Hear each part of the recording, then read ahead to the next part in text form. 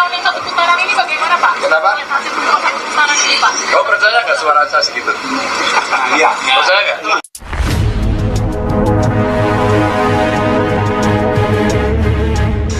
Dari hasil-hasil yang ada dan sekarang lagi diakumulasikan nantinya di partai, wabil khusus yang di PDI Perjuangan, maka kita tunggu saja.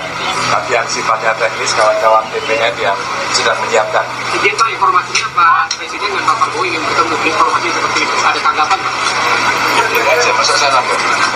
Bertemu kan boleh. Dalam situasi seperti itu Pak? Pak, melihat hasil tahun yang satu putaran ini bagaimana Pak? Kenapa? Hasil satu putaran ini Pak. Kau percaya nggak suara saya segitu? Iya. Percaya nggak? Percaya. Sama Bu, Pak itu semua ya? Oh iya. Sama Bu.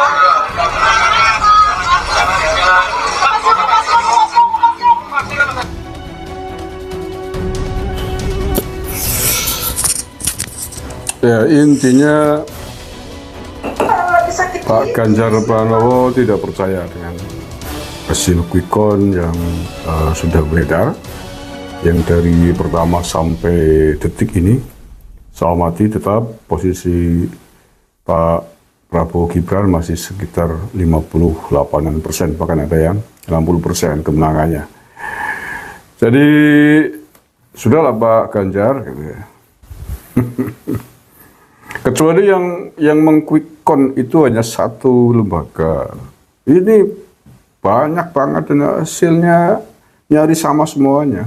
Kemenangan Prabowo Gibran itu di level 58%.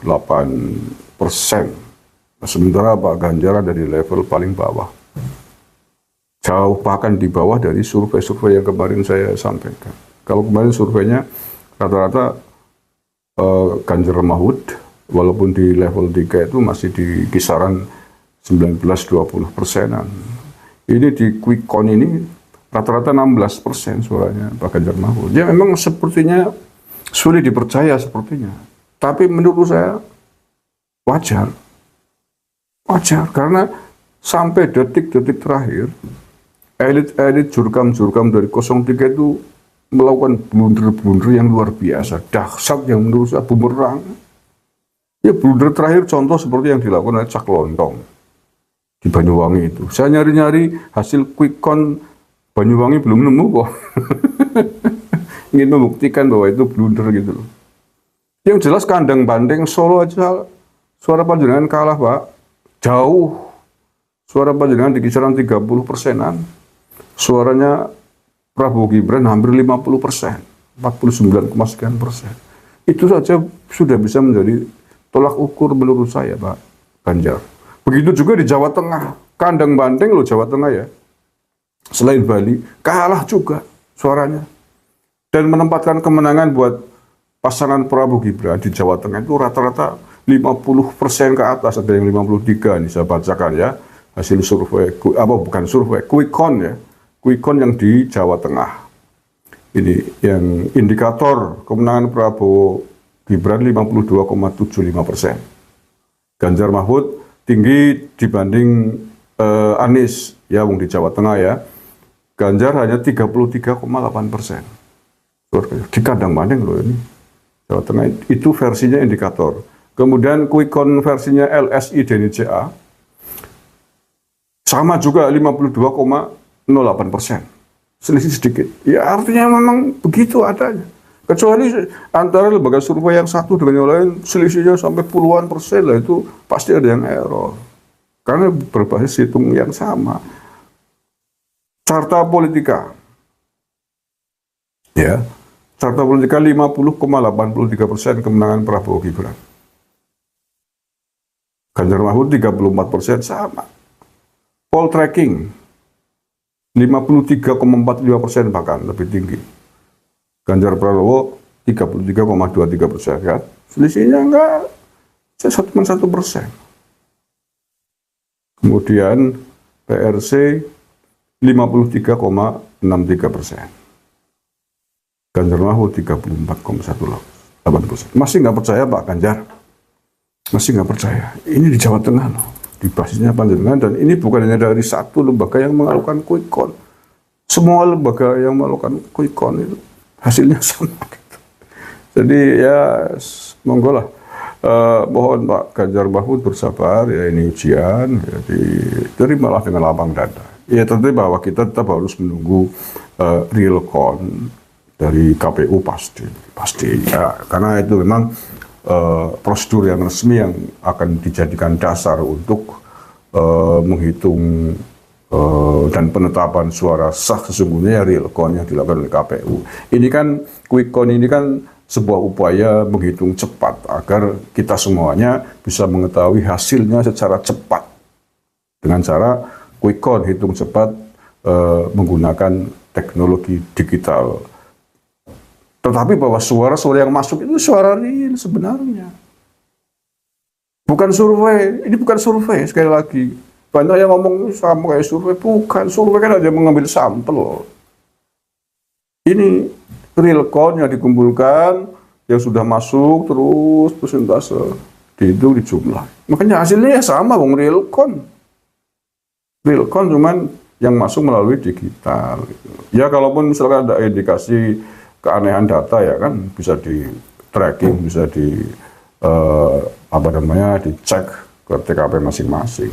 Tapi bahwa hasilnya tidak akan jauh berbeda dari quick count ini. Real count nanti walaupun selesainya mungkin beberapa hari ya di KPU karena memang itu penghitungan konvensional, hasilnya mungkin akan nyampe 1 mingguan, tapi tidak akan jauh berbeda. Yang sudah-sudah kan begitu.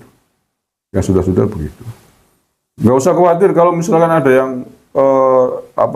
berbeda selisih, gampang ngeceknya, tinggal dicocokkan dengan C1 mulai dari tingkat TPS ke PPS kemudian PPK KPU, semua ada datanya. Jadi tidak perlu khawatir dan tidak perlu terlalu masif menggemburkan kecurangan gitu ya, karena itu lebih menyakitkan. Kalau terlalu keras memprotes, melawan, tidak percaya dengan kekalahan, faktanya kemudian nanti real count-nya memang betul-betul begitu kan, sakitnya tuh di sini gitu. Tapi kalau dari awal kemudian legowo, udah diserahkan aja kepada tim hitung yang ada di internal partai masing-masing, kemudian memberikan statement legowo, mendinginkan situasi suasana, itu bagus. Jadi tidak terlalu pahit nanti di akhirnya gitu.